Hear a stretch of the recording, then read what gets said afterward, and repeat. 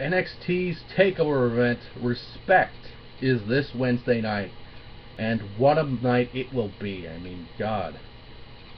This card is great, and I don't know if they'll add any more matches on here, but throughout the week they'll probably will, so we'll just see if anything else is added, and I don't know, but they might just do stuff for NXT tapings if they have any as well. First off, we have a great, interesting match here. Let's see, where is it? Here it is. First off, we have the Dusty Rhodes Tag Team Classic semifinals, and especially with the passing of the American Dream, Dusty Rhodes, this has been a great tournament. I mean, with teams like Enzo and Cass, Blake and Murphy, the Vaudevillains. I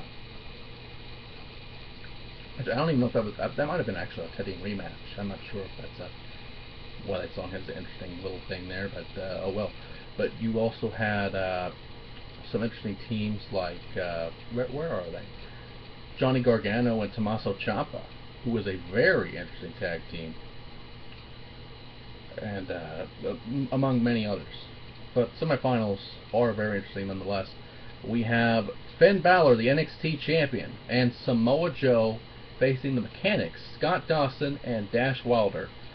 And I honestly feel that Joe and Balor will win this match, just because I don't really know how much Dawson and Wilder have teamed in the past couple of weeks. And plus, it would lead towards something very interesting in the finals, which I'm banking on here. Jason Jordan and Chad Gable versus Baron Corbin and Rhino. Now, this match is interesting because Gable and Jordan are a great team, no doubt. But in my mind, are they ready to face the NXT champion Samoa Joe? I don't think so. I would rather have Corbin and Rhino, just based on what the finals would be at that point. And the finals at that point would be Joe and Balor versus Corbin and Rhino. I would honestly do a double turn here. I would honestly have all four of them fucking attack each other.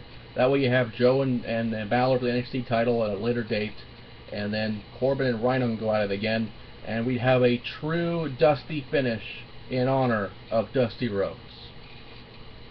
Although that would be confusing why Cody Rhodes and Goldust are there to present a trophy, but if I was to pick a winner at that point, I would probably say Joe and Balor. But I'm still going with the Dusty finish there, just in honor of Dusty, for the hell of it.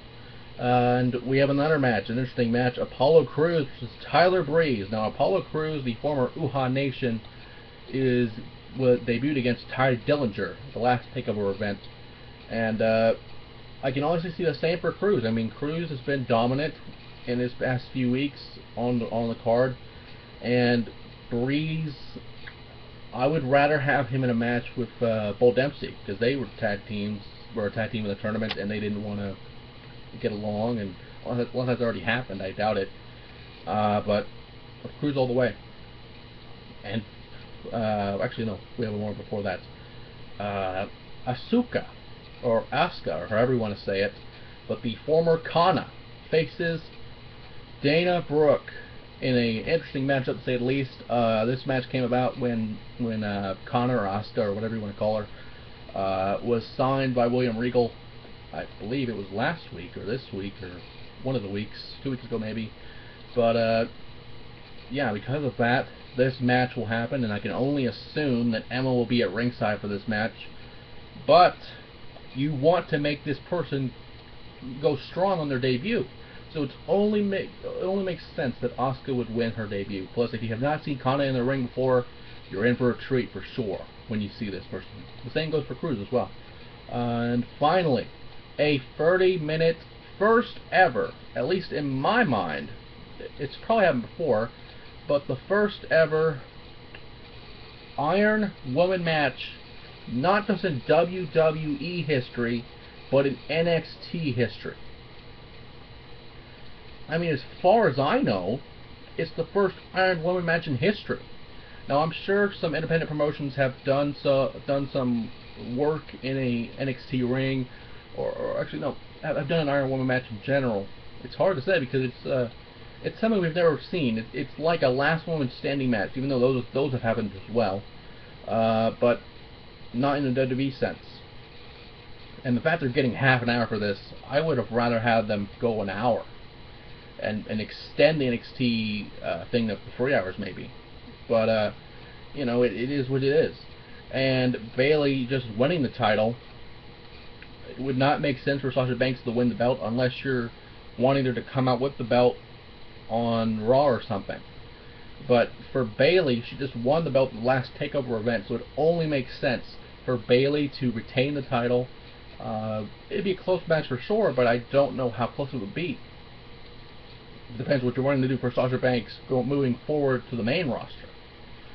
But with that, Takeover is this Wednesday, and it'll be a hell of an event. There probably will be more matches, but I don't know if they will be on the card. They will probably be like Takeover, not Takeover, but like matches like for tapings if they have any. And this will be all about respect, and it will be earned this Wednesday night for sure.